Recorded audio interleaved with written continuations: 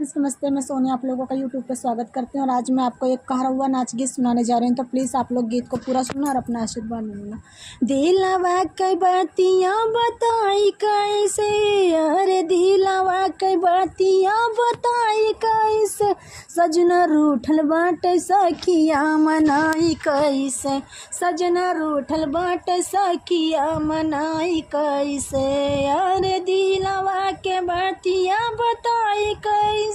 सजना रूठल बाटे सखिया मनाई कैसे, सांझ वैसे रूठल सैया खाना नहीं खाए, सांझ वैसे रूठल सैया खाना नहीं खाए, ओ करे ही आगे पीछे कुछ ना सोहाए, ओ करे ही आगे पीछे कुछ ना सोहाए,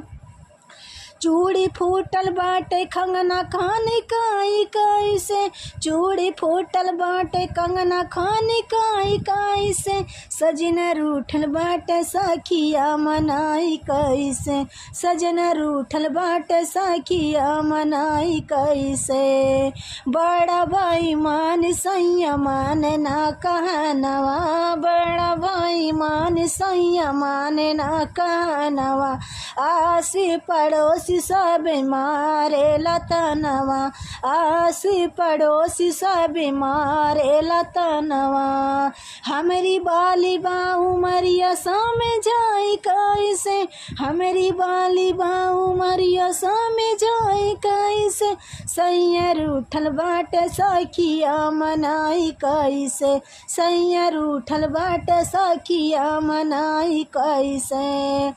झुमका ले आइले पिया झूलनी ले आइले, झुमका ले आए पिया झूलनी ले आए, हमारा के लाए सैया पाँव पैजनिया, हमारा के लाए सैया पाँव पैजनिया,